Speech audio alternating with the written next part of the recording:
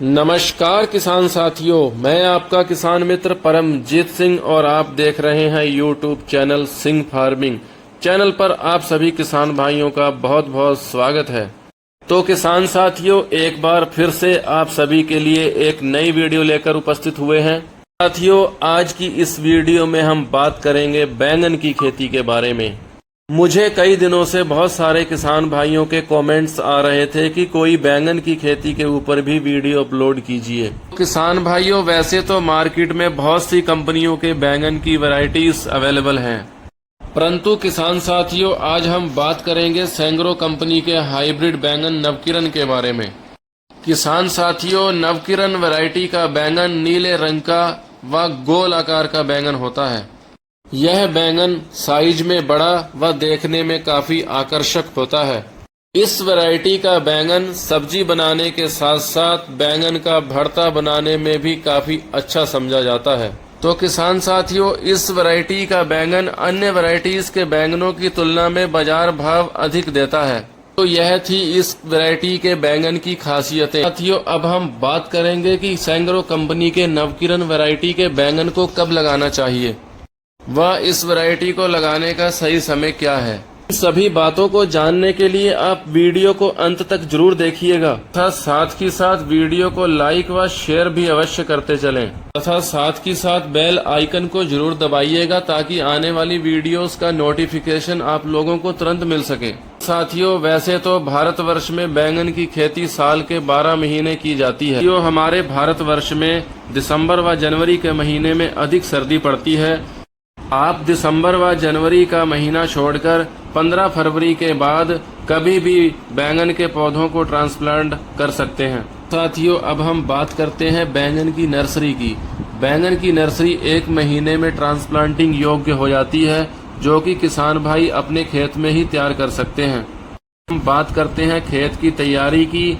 खेत की तैयारी के लिए किसान साथियों, भूमि को 2 बार मिट्टी पलटने वाले हल से अवश्य जोत दें। पश्चात खेत में रोटावेटर चलाकर जमीन को भुरभुरी अवश्य बना लें। साथियों, ये सारी प्रक्रिया करने से पूर्व खेत को समतल अवश्य कर लें। खेत में उचित जल निकास की व्यवस्था अवश्य कर लें। किसान साथियों, बैंगन के पौधों को बिल्कुल प्लेन खेत में भी लगाया जा सकता है, लेकिन वर्षा ऋतु में जो बैंगन की खेती की जाती है उसके लिए ज्यादातर किसान भाई कूंडे बनाकर यानी कि मेंढ बनाकर उसके ऊपर भी पौधे ट्रांसप्लांट कर लेते हैं।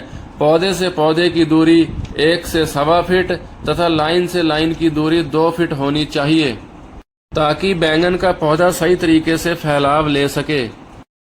अब हम बात करते हैं बीज दर की।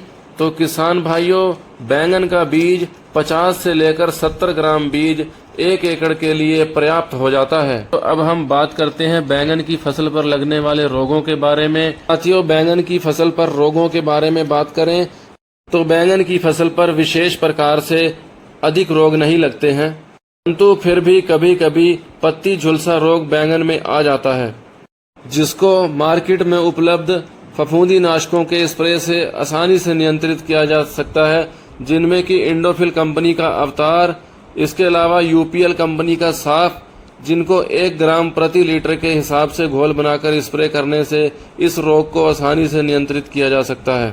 अब हम बात करते हैं कीट पतंगों के बारे में।